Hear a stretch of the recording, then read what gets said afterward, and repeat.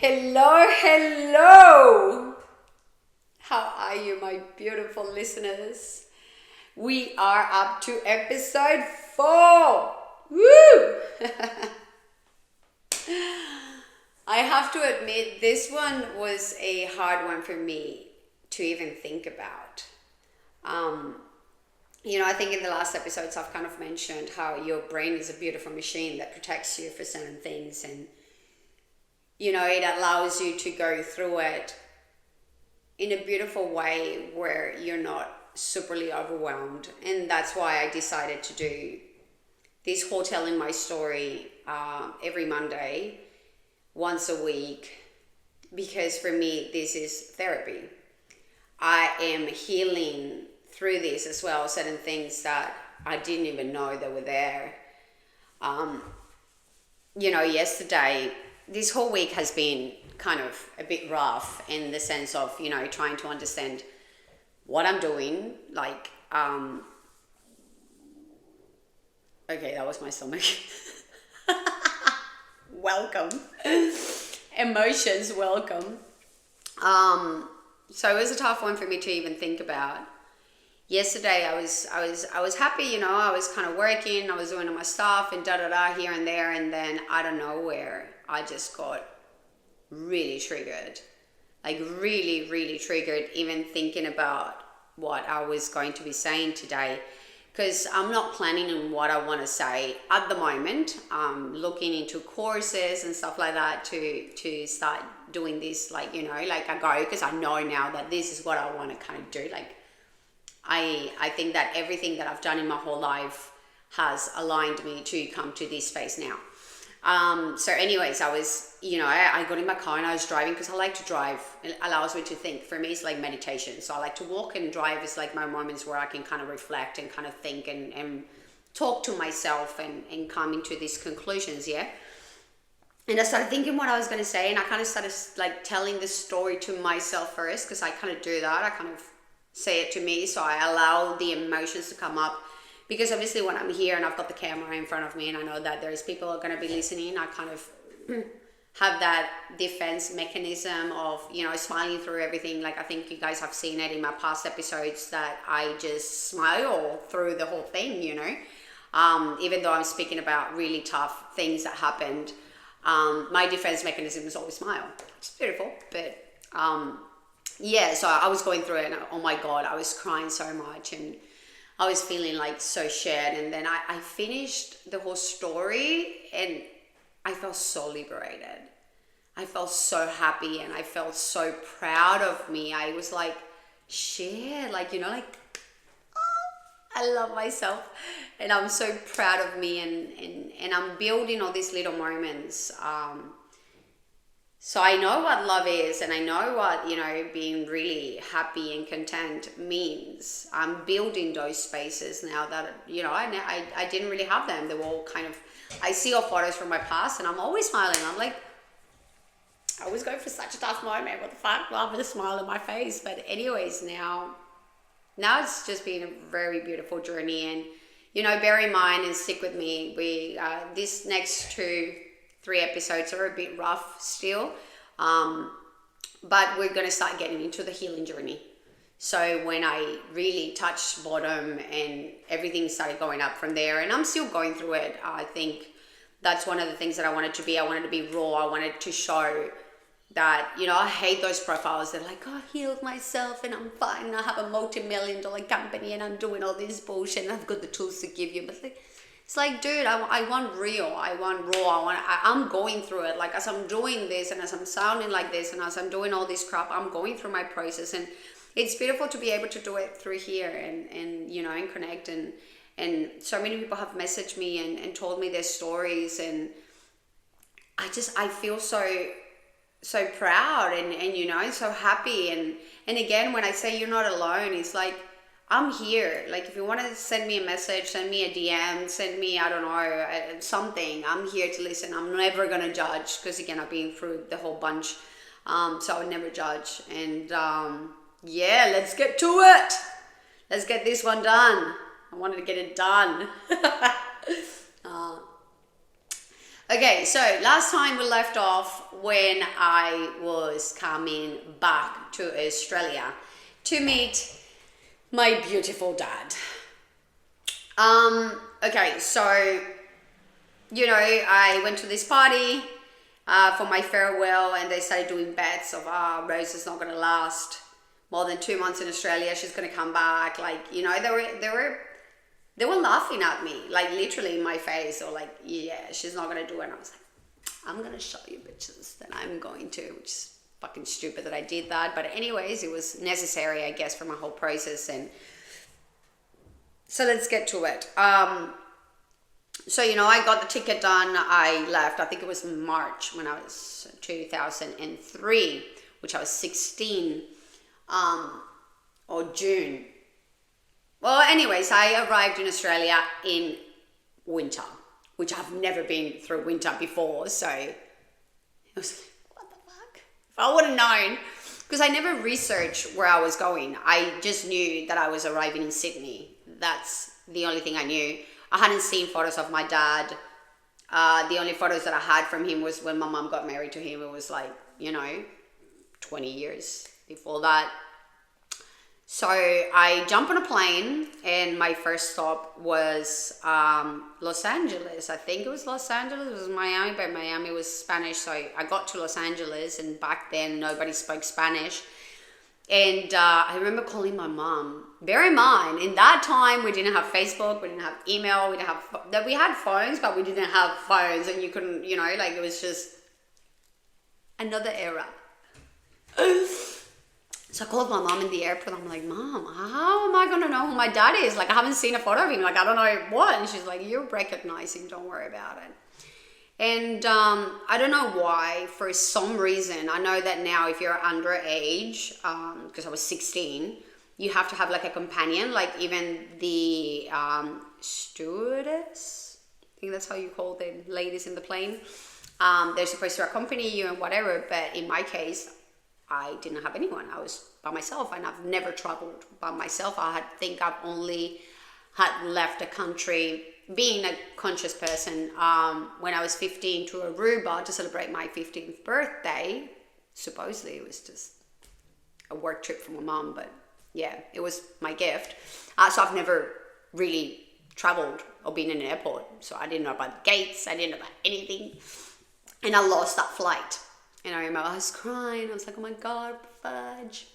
So I got to Australia, and for some reason I was kind of one of the last ones leaving, and I think because back then I already smoked cigarettes, and I think I took like a packet of cigarettes, something like that, and I took like 2, so I was, they were like in customs, they were like bothering me and whatnot. So I was the last one to leave that plane. And I remember the gates opened up in the airport, and I see the only person standing there. So I thought, okay, well, that's my dad. And I see him. Bear in mind, my mom had a beauty salon. So she was always done up. She was always in makeup. And she was very pretty. You saw the photos of my mom. She's beautiful. I'll put another photo here so you can remember how pretty she is and she was. And I get there and I see this male, short, because I'm taller than my dad.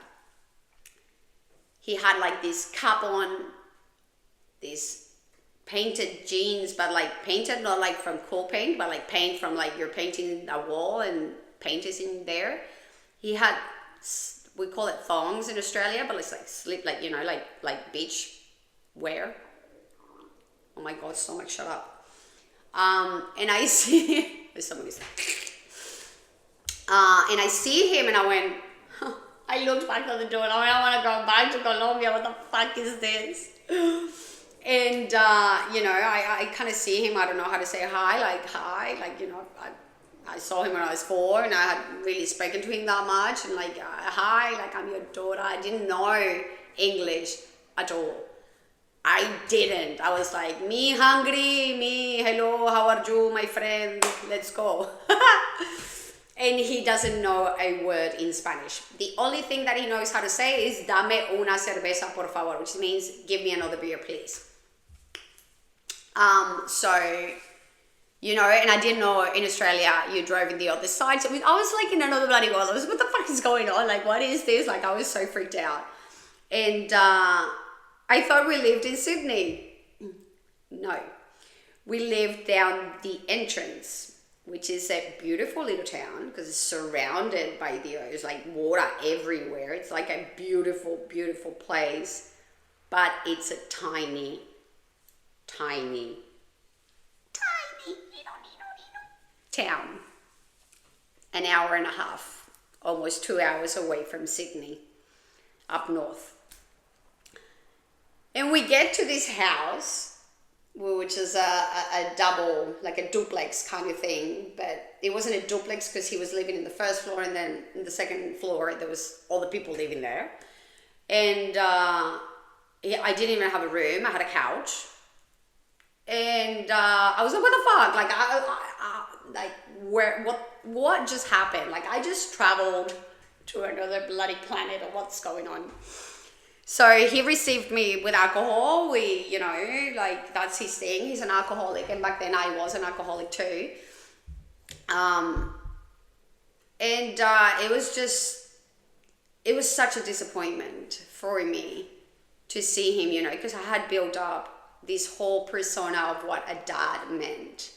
And, you know, I lived my whole teenage years wanting to see him and hoping that if I was with him, everything would be flowers and beautiful. I wasn't expecting what I got. So I remember he started saying to me, like, you know, like you were so little when you left, and you're such a, like, you're a woman now, and I don't see you as like a kid. I see you as a woman now. And things just became very weird. So he works as a tiler, which he puts tiles in the houses and whatnot. And he decided I needed to come and work for him, with him. And, you know, I did a few bathrooms and actually a kitchen. And I remember I had to take out little crosses that you put in between each tile, and that would break my nails. It was so, I hated it. Like, I hated it so much. Bear in mind, I've never had a winter before. I live in Cali. Cali, we have temperatures of 21 degrees to maximum 32. That's it. So it's beautiful weather. It's like perfect weather. And back there in that little tiny town, it was cold as crap, like 5 degrees. What the fuck is this? I wasn't prepared for it. I didn't have the clothes for it. I was just, you know, for me, it was like, it was so shocking, yeah. So he makes me work at this. So we had to wake up at 5 o'clock in the morning, go in a train, and going to these construction sites full of men. So I used to go and hide and sleep like in bathtubs and stuff. So I used to like curl up in a little ball and like fall asleep there. I had to carry like big, how do you call that? Here we go again. Baldes, coño. You know, like big fucking things full of sand and water, which were really heavy. You know, they're not houses that are built yet, they're building them. So, you know, it was really fucking sketchy. And apart from that, I was surrounded by 30, 40-year-old men when I was 16, and I'm like, I kind of don't want this. So I didn't know anyone. I didn't really speak English at all. So I couldn't really communicate. We communicated like, are you hungry? Beer? And that was it. And so, you know, he started becoming really aggressive with me. And I started realizing that we couldn't drink together. Like, if he was drinking, I couldn't drink. And then I just couldn't drink altogether because I would start getting angry towards him because he would speak shit about my mom. And he would invent all these stories. And, you know, I had heard the other side, but I hadn't heard his side. So for me, it was very confusing. And back then, again, there was no Facebook, there was not this, or there was like these little bloody cards that you had to pay. So I could call my mom, and I would speak to her like once a month, or like, I think once a month, or every 2 months. I'm like, are you okay? Are you alive? Yes. Okay, bye. And I didn't want to say that I was having a shit time because obviously they were making bets of me coming back, and I was like, fuck that. Like, no, I'm not going to, you know, I'm sorry. I am going to stay. Like, I'm just going to stick it out, and I'm going to stay here, and I'm not going to go because that would be, you know, recognizing that I made a mistake, and I'm just not ready to do that. I wasn't ready at all. So one day this cousin came over, and she was like the first member of the family that I was going to meet from my dad's side because I hadn't met anyone, like grandparents, nothing. I didn't have anything. That was another thing that I missed. I I had my grandma, but my grandma wasn't married, so I didn't know my granddad. I didn't have it, and then here I didn't really meet my grandma and my granddad later on, but yeah. Anyways, so I met this cousin and she took me to this party. I was like, dude, like, because I love to party, I love to dance, in Cali I used to go out every weekend and dance and whatever. And so I said to her, like, like, there's a party, let's go to this party. Like, yay, finally I met someone my age and I'm gonna go party. And we get to this party. It was so sad. It was like a mini tech, like, it was just so sad. And I looked at everything, I was like, oh my God, like, what the fuck am I? Like, seriously, what the fuck did I do? And she introduced me to this person. I don't really want to name names and whatever, so I'm just going to call him the guy. Let's just leave it as that. So she introduces me to this guy. And, I was like, because my cousin didn't live where I lived. She lived further down. So I said, well, can I just get your number? Because I don't have anyone. Like, I want to kind of, hang out and like meet people and whatever. Like, I'm hanging out with those 30, 40-year-old guys and they become very creepy and they're looking at me weird. And, it's just not, I want to meet people. And they were like, well, why didn't you just enroll in school? And I didn't know I could. Like, I hated school. But I was so over the situation that I was living that I was like, you know what? Like, yes, I want to go to school. So I came home and I said to my dad, like, Dad, you know what? Like, I don't want to kind of work in construction. Like, I'm 16 and I want to be surrounded by men. Like, can I just go to school? Oh my God, he lost his shit. He started, because it became very weird. He started asking me to put porn for him. Like, oh, can you put porn in the computer? I'm like, okay, like, it's kind of weird, but like, okay. So I started doing what I used to do with my mom. I would, like, if he would come home and I wasn't with him or whatever, and I used to pretend to fall asleep. So because he was really aggressive, like one time he even slapped an ashtray out of my hand, hit me in the face, and I was like, he scared me. Like, I've never been so scared in my life, but he scared the crap out of me. And so I came home and I said, you know what, Dad, like, I kind of want to go to school. Like, I don't want to do this anymore. And that broke into a massive, massive fight. It was so big, he ended up kicking me out. Like, he just grabbed all my stuff. Like, he put everything into the luggage that I had brought, like the luggage, the bag, and he chucked it on the street. And he had like this big glass thing where he had photos of me and photos of, this story, I'll come up to it later, but I had a sister and two brothers from his side. So he had like this glass thing with them and me and their whatever photos, and he put it outside and I punched that thing, and so I was bleeding. I had all my bag outside and I'm putting all the clothes in the luggage, and I'm just there and I'm thinking, I've got no one to call. What time is it in Colombia? Because we have 15-hour difference, and I'm still struggling to know what time it is. Luckily we have electronic clocks and whatever.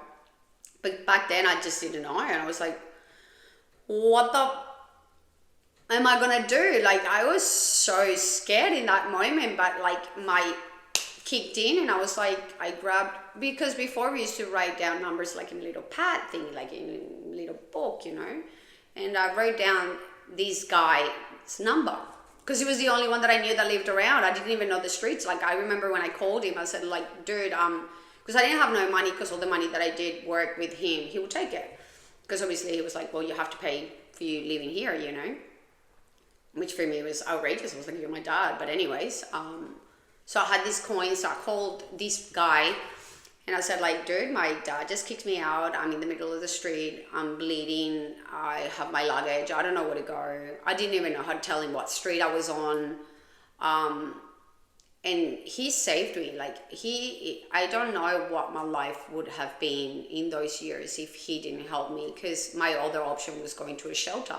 But I didn't even know how to talk to the government. I had no idea. I was 16 years old and I've never had to go and, like, through all this type of stuff. So, he was like, well, just come to my house and we can just figure it out and see what you're going to do. So I arrived at his house, 16 years old. He's 16 too, bear in mind, because we were at the same age. He was like 2 months older than me, 3 months older than me.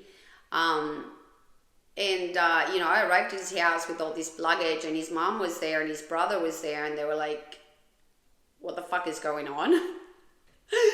So, the guy explained to his parents and like to his mom, because it was only his mom there and his brother, what was going on. And they lovingly, I don't know what I would have done. They just decided to let me stay for a few weeks. They were like, okay, so like just stay here with us and you can talk to your mom and see what's going to go on. Bear in mind, my mom, when she sent me, she said it to me, you're going with a one-way ticket. You don't have no return flight. You're going to have to stick there for a year, and then we'll talk about you coming back, if anything. So, I called my mom. I said what had happened. And I don't know why she wasn't like, just come back. I don't know if it was me. I don't know if it was her. I don't know how the conversation is, because I don't really remember what happened in those 4 years that I stayed in Australia, because it was 4 years, almost 4 years. There's a lot of holes again on what happened in my life. So anyways, I ended up staying with him the whole time, the whole 4 years. I stayed with him and in his family. And, his mom she was really big bipolar. So she had, really diagnosed, really hard bipolar. So she loved me and she hated me at the same time. And, there was moments where she was like welcoming, and there was other times like, what the fuck are you doing here? And I can understand, I was 16 and I was entering this 16-year-old boy's house and having a serious relationship without even knowing each other. Like, I didn't even know his last name. Like, I had no idea who he was. He had no idea who I was. But even though like that, they received me. So, she was like, well, you're going to have to go to the government and tell them so they can give you some type of help. And I was like, well, what do you mean? You can talk to the government? In Colombia, the government doesn't do shit. Like, this type of stuff, it doesn't happen, and I didn't know. And okay, so I'm going to go to the government. So I went and told them, and I wanted to come and see my dad. So I came, blah, blah, blah. And they were like, well, you're in no danger because you decided to come. So we can't help you. So they only gave me $40 every 2 weeks. And that $40 I gave to his mom, because obviously, pay for food, water, staying in their house, living there with them.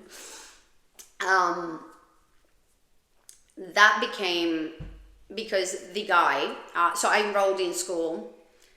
We'll get to the story in a minute. So he used to be a drug dealer. So he used to, well, initially it was just weed. So my dad gave me my first bag of weed, so I was already smoking weed. I quit drinking, I went to weed. And then with him, I was just smoking all the time. I wanted to be numb. I couldn't believe that was my life, I couldn't believe that I had come to Australia to meet my supposed dad. And he was such a monster. So anyways, I said, I'm going to enroll in school. So his mom was like, you have to enroll in school. You're going to have to do this, if you want to stay here. She was really nice, So I enrolled in school, and I remember I had a few calls the week before I started school, and one of them was my dad. He called me and he went off. He went freaking crazy. He threatened me. He said he was going to, do harm to me, and that, I think that he was triggered as well. He kept saying that I was abandoning him again, that I had left him already, and that I was doing it again. And he was really angry. And, for me, just something inside of me died. Because I was hoping that after everything that I had been through, in a way, this was going to be my good times. And it wasn't. At all.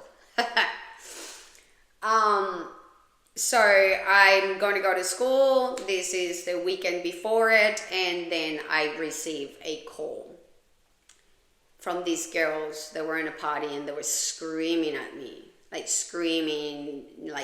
insulting me and calling me Chad. I remember this word because I keep remembering, what the fuck is Chad? I would say to them in the phone, I was like, what the fuck is Chad? And you Chad, bitch. I'm like, what the fuck is Chad? You Chad, you fucking bitch.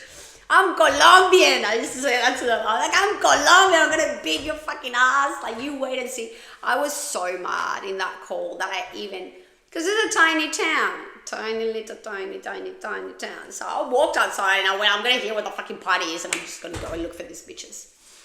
And I remember the guy, he grabbed me and was like, no, like, wait, like, they're, you know, they're like the popular girls in school, like, don't worry about it, like, they're like that, they're big bullies, like, you know, like, don't worry about it. Don't worry about it? Ay, ay, ay. Ay, ay, ay. So I couldn't wait for Monday to come. I couldn't wait for Monday. For me, in that moment, it was, I didn't want to be alive. I wanted someone to hurt me. I just didn't care anymore. Like, I was dead inside. And I went to school that day and I thought, okay, where are they? So they told me they were in like in a drama class or in a dancing class. I don't know what it was, but it was a class where it was in an auditorium. So I remember I kind of waited to enter last to make my entrance because I was a little bitch too. So, you know, I entered, I slammed the door, so they all kind of turned back to see who had entered. And I kind of looked at them all and I sat down at the back of it. And I was just waiting for class to end to beat the crap out of them. I was just pumping myself up in class, going, oh, I'm going to fuck these bitches up. And the class is done, so I'll walk outside. Straight away, I walk outside, start putting my head in a ponytail, just ready to fight, right? And they all come out. There were like 15 of them. And I remember I squared it up and I went, come on, one by one, bitches, I'm going to fuck you up. There's nothing scarier than someone that has nothing to lose. Something crazy would just come out of me when I was angry. My face would change. My whole demeanor would change. My way, how I spoke, everything. I just became a monster. Like, really, it was scary for anyone who was in front of me when I was in those stages. So, you know, I kind of squared it up and I was like, come on, bitches, and whatever. And like, you know, nothing happened. But then I took it up on myself. I'm never going to get bullied. You're not gonna be able to bully me. Like, no, baby girls. Like, you don't know who the fuck you're talking to. So I remember there was this like pavilion kind of thing, and the cafeteria was on that side and I was to sit in this side. So they all used to sit here, yeah, on that side. There was a big court, like a basketball court kind of thing. And I would sit in front of them, like, you know, with the guy and his group of friends. And I used to buy apples just to throw it at them. So I would grab an apple and I would throw it against the wall. So, you know, like, I wasn't hitting them, I was hitting the walls to scare the crap out of them. Used to like fucking make my eye and everything. Throw the fucking apple, bang, the apple would blast, and I would just look at them and go, come on, give me an excuse to go have a fight. Like, I want to fight. I needed to feel, you know, I was so angry and so sad and so dead. I wanted to feel alive, and for me, fighting in that moment was the only thing that made me have a rush and make me feel that I was alive. So the whole school story is pretty funny because, again, I got kicked out of so many schools, and I was in year 7 in Colombia. Kids were 12, I was 16. So when I got there, they were like, okay, so what year are we going to put you on? And I'm like, oh, you know, and I obviously with my fucking crappy English. There was only me and 2 other exchange students that were from Brazil. So I couldn't really speak to them. And I didn't speak English. So, you know, communication with because I learned a lot of English. I remember watching 8 Mile thousands of times to get my English right. And I really didn't speak that much English. My English kind of kicked in when I went back to Colombia. I don't know, my brain, I think that kind of settled down from everything that was happening, and it could process the information that I was receiving. But even though I could, you know, move things alone. So, you know, they were like, okay, so what year are you going to be on? And I'm like, well, I don't know. I'm in year 7. And they were like, year 7? Like, that makes no sense. Like, you know, because school here is different than in Colombia. And I was like, well, I don't know. Yeah, year 7. Like, you know, and they were like, okay, so what we're going to do is we're going to do an exam. And depending of how well you do in the exam and your age, I think that you should be year 11 or year 12. That's like to graduate from university. And I'm like, okay, let's do it. Don't know how. Things that happen again. I passed that exam and they were like, okay, so you're, because of your age and because of the responses that you gave in the exam, you're going to be in year 11, which is you have year 10 here, you get your high school certificate, then you got 11, 12, and then you can go to uni. And they were like, okay, so you're going to be in year 11. They were like halfway through already the schooling year. So they were like, okay, so you kind of do this year and then you can start getting all the information for your certificates from Colombia. And I went, okay, yeah, let's do it. Year 11, I was like, fuck yes. So, luckily the school system in Colombia is really good and the system here in Australian public schools freaking crap. Sorry, but it is. I managed to do really well, and they have like levels of math and level of this and level of that, so it was pretty cool. And I could, the extra thing is I could use classes that were like fitted to me, so like art and this and that and whatever. And so we were halfway through already finishing the year, and they're like, okay, so there was like a few months left, and they were like, we need your certificates from Colombia to be able for you to do year 12. Because if we don't have them, you won't be able to do year 12. You're probably going to have to do year 11 again until you kind of get it. And I went, you know what? Like, why don't I do year 10? So I get my high school certificate like that. I don't have to ask for things in Colombia. And then I can do year 11 and 12. They were like, okay, that's a good idea. Are you sure? Like, you would do that? You would be like with the younger people? I'm like, no, I don't know that much English. So it would be good for me to practice. And, like that, I can like get it done. And they were like, okay, so let's put you down now to year 10, finish these 2 months, and then you can do the whole year 11 and 12. And I went, perfect. Okay, let's do it. 2 months later, I get my high school certificate, and I went, bye, bitches. I left school. I was like, oh my God. I went from year 7 to year 10. In a period of 6 months, I graduated from school. Then, I was super excited. I was so proud of me. Like, now it's shit because obviously I wished I would have stayed and studied and really paid attention and did things right, because I think it would have opened up professionally a lot of other things for me, but everything happens how it has to happen. So anyways, so in that moment, I hadn't spoken to my dad. I didn't speak with him for about the 4 years that I was there. I didn't know anything about him, nothing.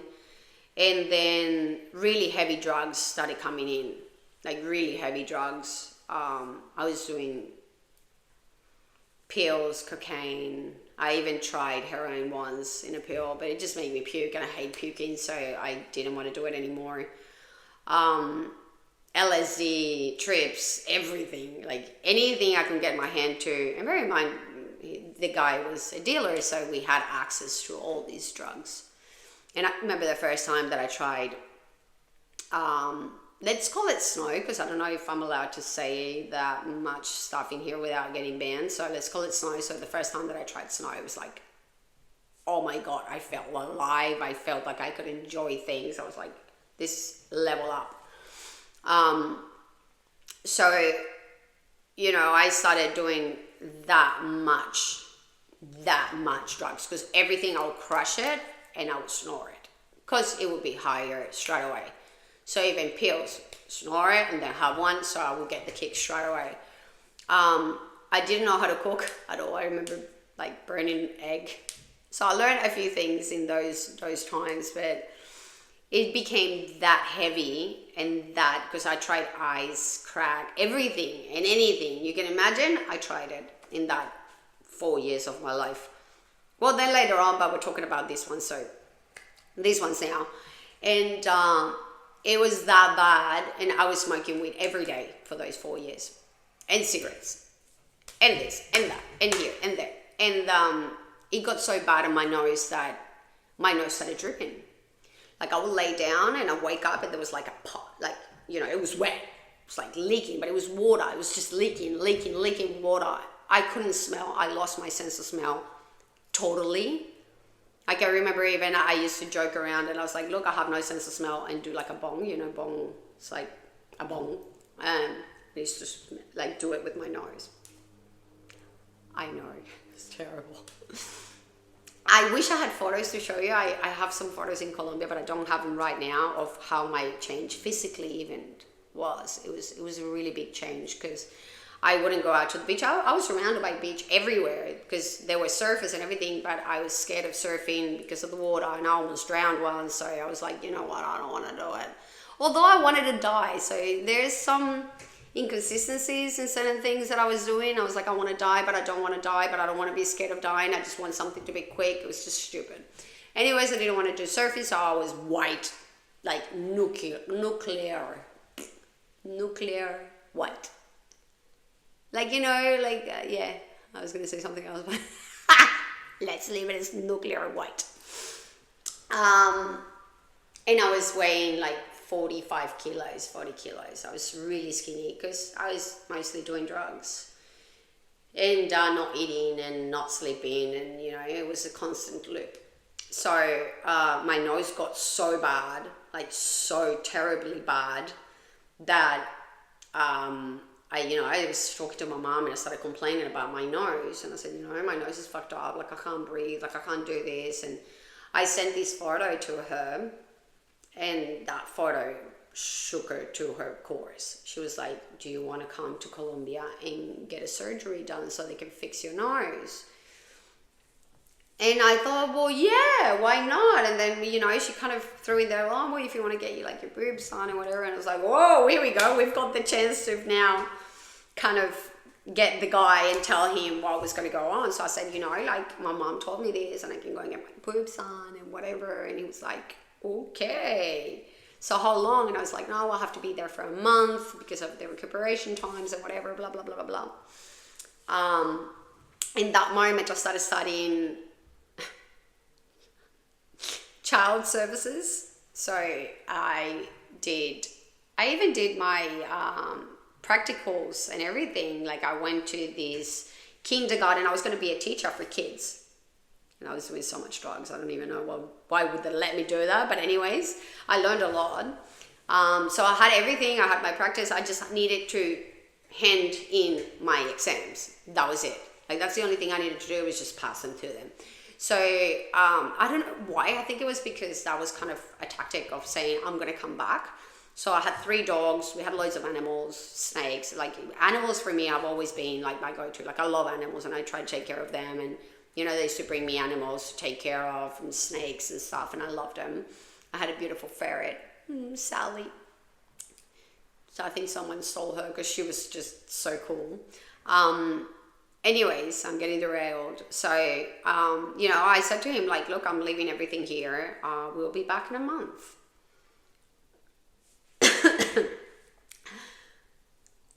I didn't really think I was leaving in that moment. I thought I'm going for a month. Like, I didn't really think anything else from it. But I kind of did the same thing my mom did. I left and I just never came back to him and to that place. I was like, you know, I'm going to arrive in Colombia. I remember when I arrived, I was weighing 40 kilos, white as shit. So, well, they told me, you know, they were like, at the beginning, they were like, okay, so if we need to get your nose fixed, you can't smoke. Because they knew I was smoking cigarettes. Not everything else, but they knew I was smoking cigarettes. And they were like, you need to quit smoking cigarettes, like, now. Because you need to be before it, like a few months or whatever. Oh my God. It was so freaking crazy, because that was my first detox. Like, really my first detox. And it was just oh my God, I still remember it. Like, I started putting like nicotine patches, and they were like, you can't use nicotine because you can't have nicotine in your body if you're getting your nose done. Like, you can't, because it would eat the bone and stuff. Like, you just can't. I don't know if it's eat the bone, but like, you couldn't. So it was a really rough thing, because I quit smoking pot after 4 years every day, stopped doing drugs through my nose, and stopped smoking cigarettes. I don't even remember how the process was. I just remember it was really tough. I remember having really bad nightmares and waking up sweating and, like, you know, going through the whole detox of leaving drugs. I was 19 in that moment. I was going to turn 20. I was 19. Yeah, it was almost 4 years. So I get on that plane. I say goodbye to my dogs, which I loved. Ruby, she was my baby. She was a blue Stanford, American Stanford. She was just, I love her to death. And I had other two dogs. I said bye, I'll see you soon. And then I arrived in Colombia. And everything went for a little change. But I guess, yeah, we can finish it with that one. So I arrived in Colombia, and I was received by my family with so much love. And I was like, oh my God, like they love me, like they want me, like what? Like I felt so special. And I was like, I still had my trip in a month, and I hadn't told them because I had a return flight. And everyone was so loving, and I got my operation done, and I started drinking again. So I arrived in Colombia, and I remember the first bloody drink again with the stupid aguardiente, the anise bloody drink, and shit just got really bad that year. I don't even remember half of it because I was mostly drunk the whole time. Well, let's bear in mind, so I arrived in Colombia, everyone was loving me, everything was happy, everyone received me with love. I was like, what the fuck, like I don't want to go back. I called the guy up and I said, like I'm so sorry to tell you this, but I'm not coming back. And I hanged up the phone. I didn't even allow him to say anything. I still feel so bad for that, because if it wasn't for him, I don't know where I would be. I probably would have ended up in a shelter or in the streets. So I don't know. I don't know what would happen. Like he received me, and my way of paying him back was just turning around and just saying, bye bitch. Like I sometimes feel like such a terrible person for doing that. And I wish I could talk to him. He's married now and he's got kids and stuff. And, I don't want to be bothering anyone. But if anything, I could say it's like, thank you. Because your act of kindness saved my life. And I am so sorry for repaying you that way, So, yeah, I remember I used to cry even more for my dog than anything. And it was I don't know if I was angry. I don't know what feelings I was, because I was so dead inside. But anyways, when I got there and I felt all this love and all this stuff, and I was like, okay, but they like me. I'm just, what? I remember saying to him, I'm like, Mama, I want to stay. Like, I don't want to go back. And I started trying to tell them what I had gone through, because they didn't know all the stuff that I went through. Like, they didn't know about the drugs. They didn't know about, like, most of the stuff that happened with my dad, because I've always been very private in what happens to me in that sense. I don't know if it's because I think that maybe makes me look weak or whatever. And that's why this is so freaking challenging for me, telling you guys all this story.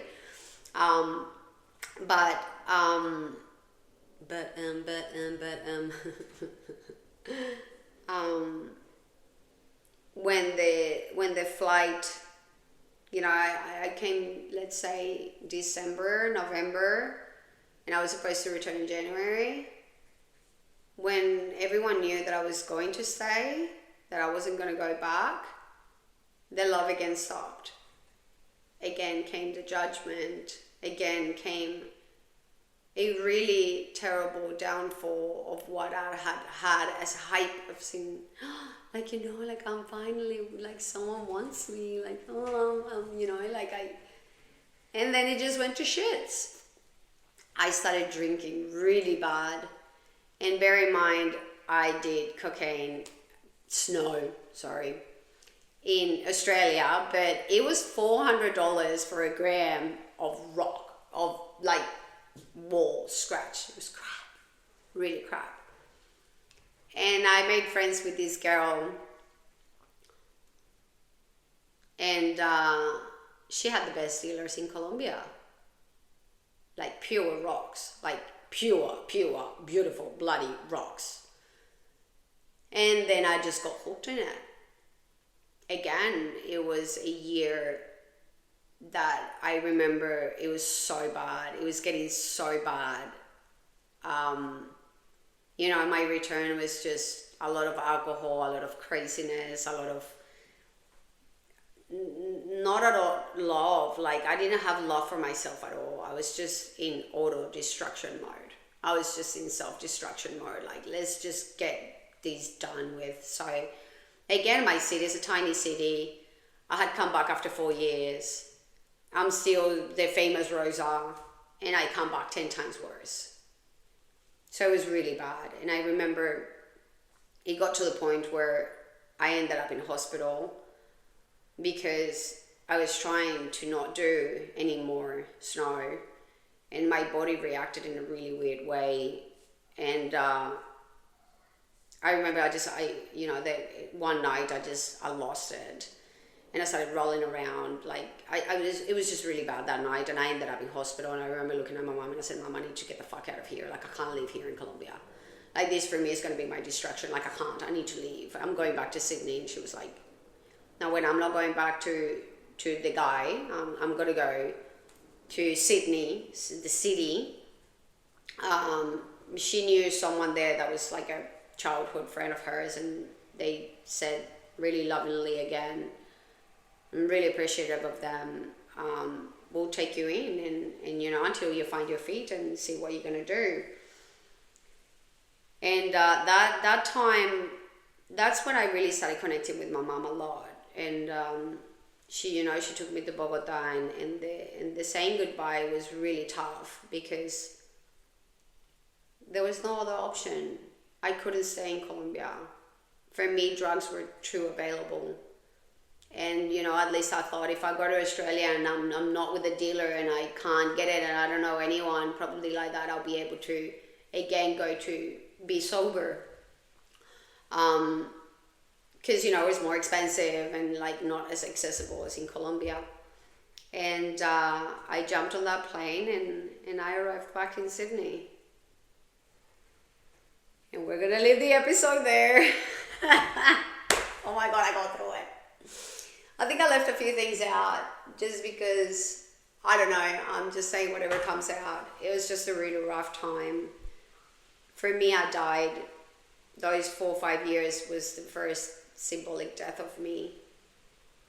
I was switched off from life. If I would have continued down that road, I probably wouldn't be here talking to you guys at all.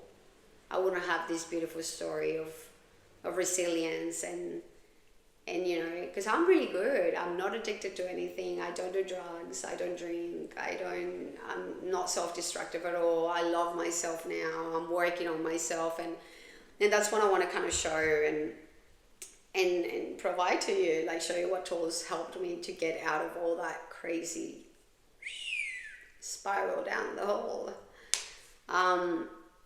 Next episode, we're going to be talking about another death of me, but in a totally different way. Something that helped me and taught me a lot about myself and that other side of me that I could be. Although it wasn't in a nice way, and now it's really hard for me to talk about because I was really oblivious of what was going on. I thought it was really beautiful years of my life, but there is some crazy shit in there. But it was just a different Rosa. The first one, first years of life, then Australia, now this one, it's another completely different person. And we're going to get to it on the next episode. Made it through. Woo woo. Just to let you know, I am actually studying what I want to do, and like with all this stuff, so I can learn how to edit and I can learn how to produce it and like make content that's better for you guys. For now, I'm really focusing on just getting the story out because, again, for me, it's not easy to talk about all this stuff. I literally feel naked. Like, I'm exposing everything about me, all my downfalls, all my goods, all my bads, all my everything. And I really hope, and it has shown me that, this is helping other people get through it. Even if it is just appreciating your life and go, fuck, I had it well. I can do it. But my main message is if I can do it, you can do it. You just need to know how to use your brain. It's a beautiful machine, but we didn't get any instruction manual with it. And yeah, you can use it without an instruction manual, make it work. But when you have a manual of knowing, and everyone is individual. Not everyone works the same thing. Not everyone is going to have the same experiences. Not everything is going to work. You have to know yourself. You have to look in deep and go, who am I? What takes me? What helps me? And that, the only thing you can do in it is analyzing and going in within you and going, this works, this doesn't work, this could work. So what I did was I just grabbed things from here and there and different tools and different things and different therapists and different whatever thing. And I made my own instruction manual for my brain. And yeah, I hope it helps. Send you a little love. And I will see you in the next one. Yeah, fuck yeah. It's a fucking wrap for this one. I'm so fucking happy now.